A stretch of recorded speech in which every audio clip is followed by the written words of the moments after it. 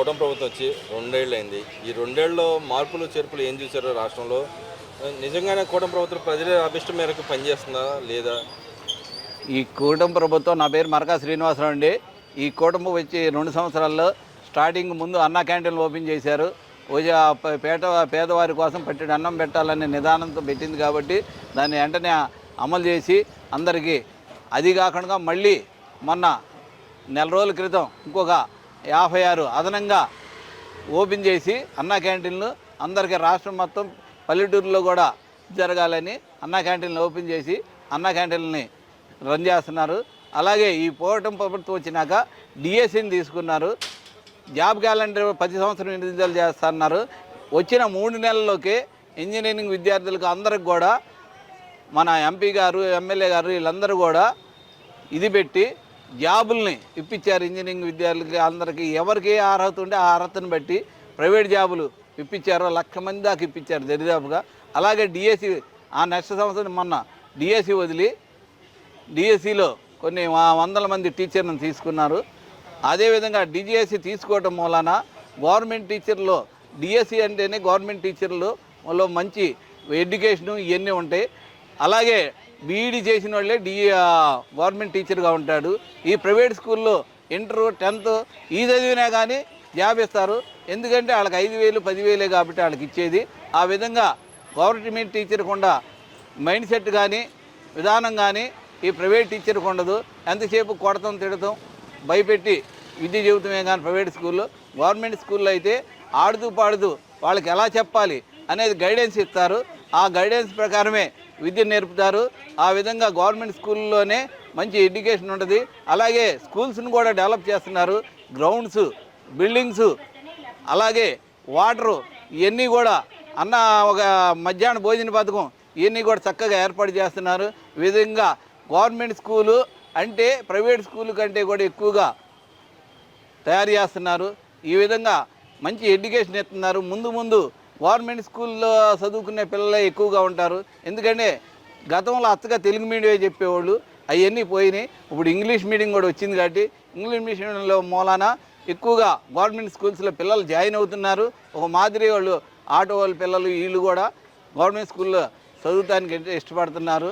ఏదో బాగా ఎక్కువ డబ్బులు ఉండేవాళ్ళే ప్రైవేట్ స్కూల్లో జాయిన్ అవుతున్నారు. ఇప్పుడు విద్యా వ్యవస్థలో మార్పులో భాగంగా చేసిన కార్యక్రమం 100 రోజుల కార్యక్రమం ఉంటుంది, లోకేష్ గారు తీసుకున్నారు. దాని ప్రతిఫలం అందినట్టు అంటారా? అందినట్టే, కంపల్సరీగా అందినట్టు. అందుబట్టే స్కూల్లో గ్రౌండ్ డెవలప్ చేస్తున్నారు, స్కూల్లో బిల్డింగ్స్ కడుతున్నారు. ఈ విధంగా అన్ని విధాల అన్నా క్యాంటీన్లు మధ్యాహ్నం భోజన పథకం కూడా ఏర్పాటు చేసి అది ఇంతకు ముందు కంటే కూడా సన్న బియ్యం ఇచ్చి మెరుగైన భోజనం పెడుతున్నారు పిల్లలకి. ఈ విధంగా మెనూ ఒకటి ఇచ్చారు. ఆ మెనూ ప్రకారమే భోజనం పెడుతున్నారు.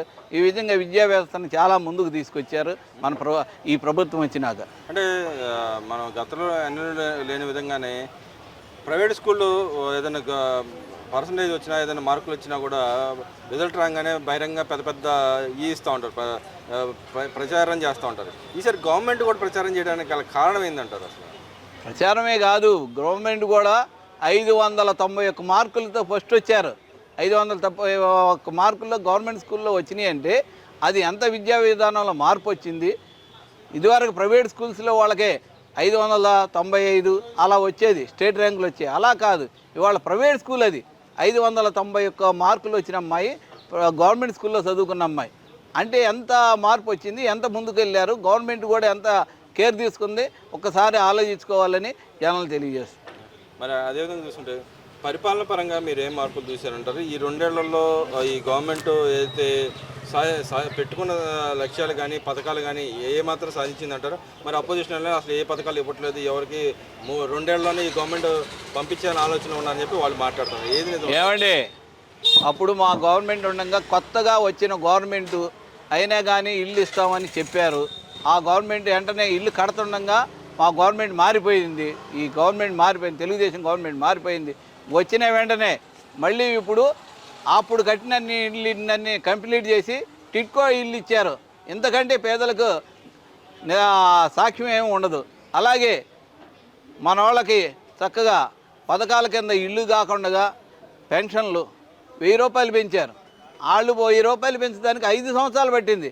అదే చంద్రబాబు నాయుడు వచ్చిన తర్వాత పెన్షన్ని ఒకేసారి పెంచి అంతకుముందు ఉన్న 3 నెలలను కూడా కలిపి ఒకేసారి ఇచ్చారు.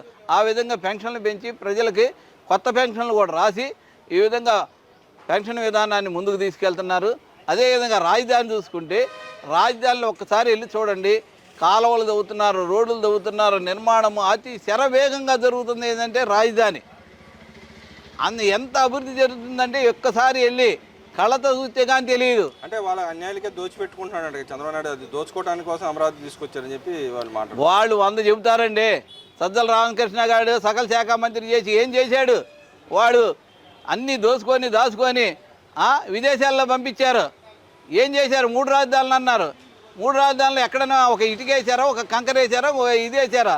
ఎక్కడ ఏమి చేయలేని వాళ్ళు వీళ్ళు చేస్తున్నారని ఓర్వలేక అభివృద్ధిని చూసి తట్టుకోలేక ఇలా మాట్లాడుతున్నాడు తప్పితే సజ్జల గాడికి ఏం తెలుసు? ఎలా తెలుసు? రమ్మను, మీడియా ముఖంగా తీసుకెళ్తాం, నేనే తీసుకెళ్తా, చూపిస్తా, జరుగుతుందో లేదో చూడండి. అలాగే మనకి రోడ్లు వాళ్ళు ఉండగా ఒక తట్టిన మట్ట కానీ ఒక కంకర కానీ కంకర కానీ వేసింది లేదు. ఇవాళ చూడండి ఎక్కడ కన్నెళ్ళు, ఏ పల్లెటూరు అన్నీ, ఏ మారుమూల కన్నెళ్ళు రోడ్లు వేసేసారు.